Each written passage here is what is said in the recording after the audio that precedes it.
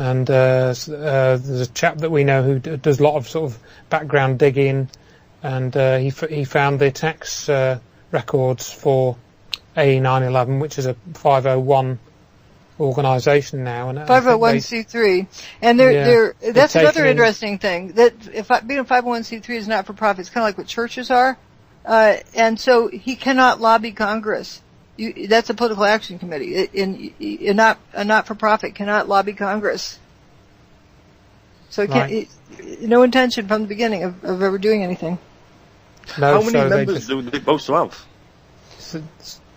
The membership thing, again, that's a bit nebulous, really, because what they claim as a member may be just somebody who's logged on to the website, put their username and password in. And they never come back to the website.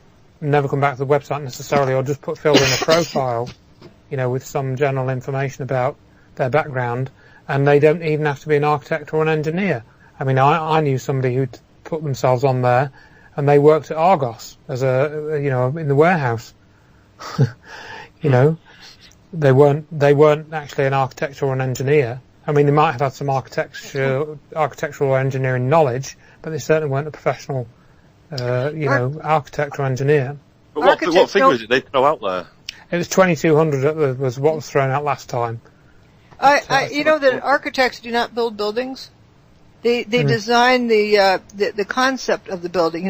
Like Frank Lloyd Wright or whatever. Even was it Yamaguchi or Yamamoto or something like that Yamamoto, I think, that designed the towers to be like trees blowing in the wind, that kind of structure. But they don't decide how much steel goes here, how many bolts go there, the strength of the building.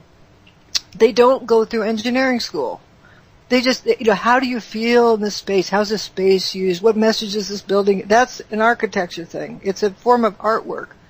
And engineers, building engineers are who design the building. How much steel you put in the concrete for rebars, and how much, what kind of bolts do you need to bolt the building together? Architects have no clue. That isn't what they do. So does it matter if they're architects? And actually, there's this, Abe Rodriguez, who's now Dr. Rodriguez. He was a medical student at the time. He went to one of Richard Gage's talks because Gage, when he said, "Oh, Mr. Gage, have you seen this evidence on Dr. Judy Wood's site?" And they X'd him off the list and didn't tell him. And so he wanted to confront Gage about it, and he went to one of those speaking tour things. And afterwards, he went up to him and confront him about the seismic data. And Richard Gage says, "Well, I don't know anything about the seismic data. I'm not a seismologist, and I don't know anything about it."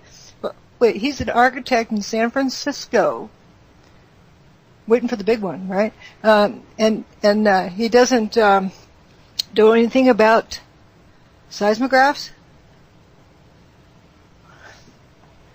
Interesting. It is interesting.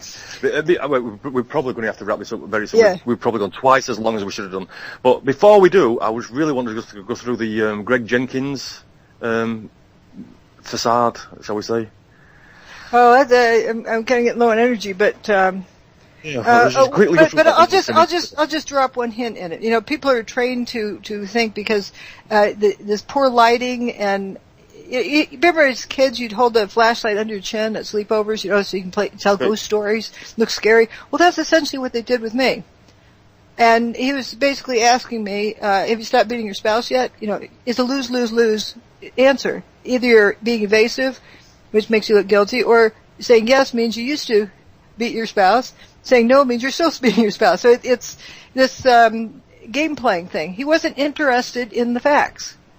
But the thing I was very tired at the time, but I'm very proud of myself on, I caught him every time he was trying to turn dustification into vaporization or something else. But what I learned from it was that he told me exactly what the most important things to cover up was. That the dust went up, that the building mostly turned to dust, and there wasn't a lot of rubble left over, and the dust was very, very fine. Don't look up. Absolutely no dust went up. That was his position. And it was very coarse. It was 1.3 millimeters in diameter. No. This dust got so fine, it was on the order of the size of DNA. 1/100th of the size of red blood cells. And as you inhale, it goes right into your bloodstream. That would make anybody sick.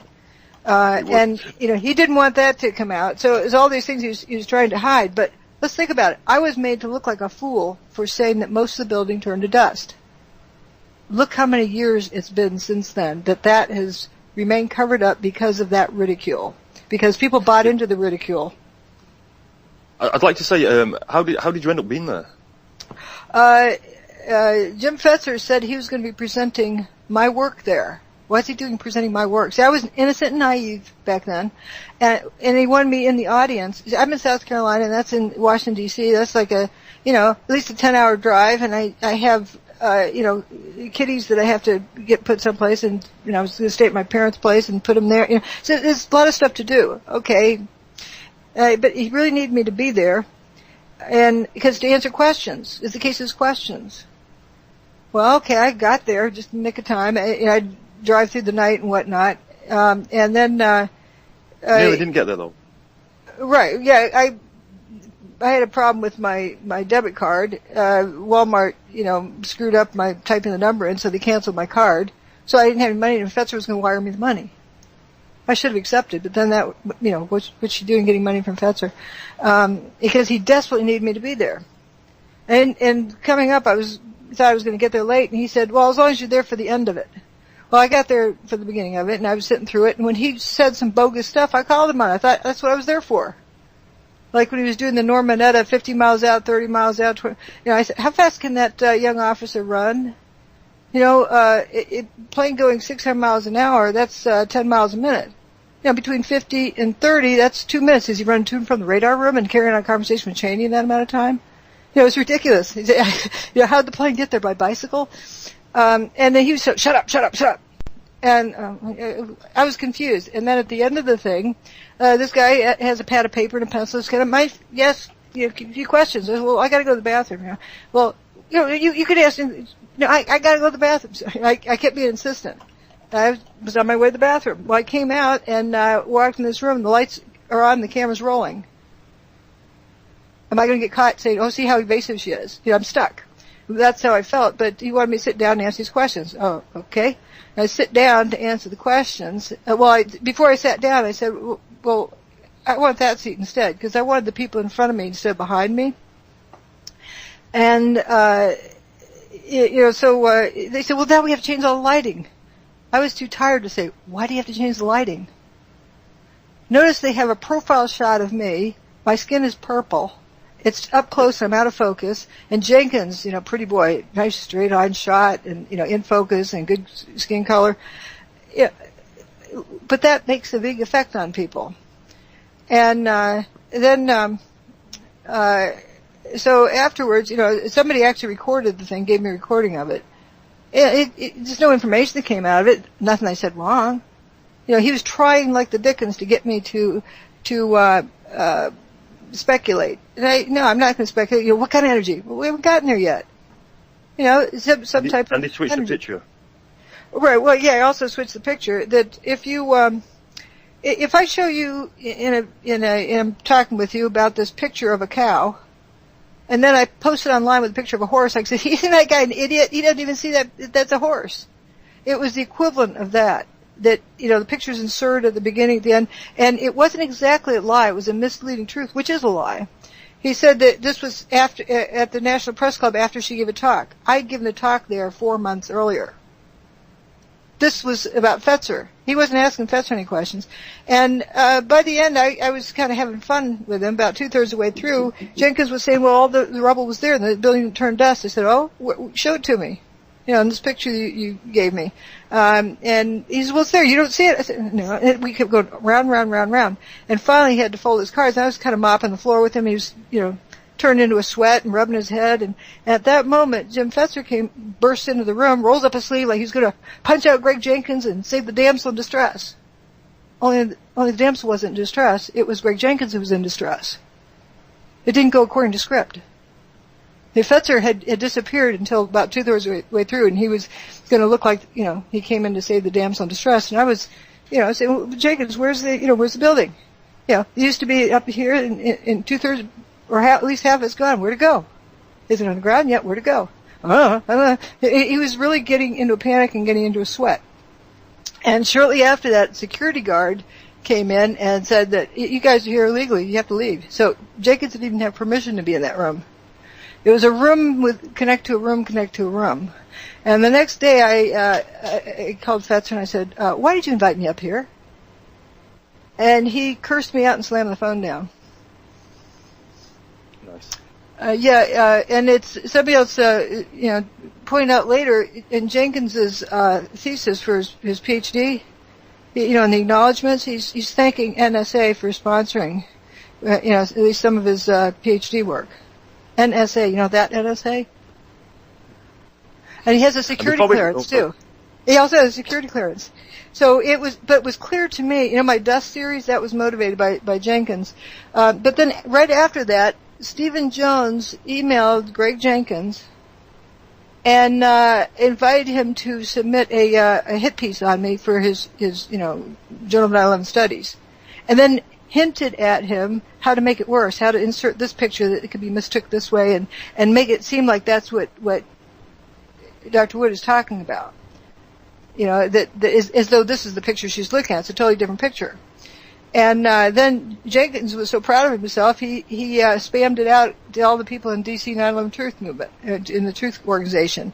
And one of those people forwarded it to me, forwarded it to Fetzer. Fetzer immediately forwarded it to Jones without taking the guy's name off of it, so they would know who the leak was. And then Jones then sent out an email saying, I retract that letter. Why? He's already out there. That email is on my website.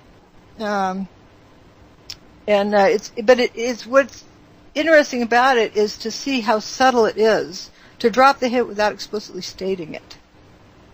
When Stephen Jones directs you to that hit piece on the 8911 Truth site, well, when people ask me that question, I just direct them to this. I give them that link.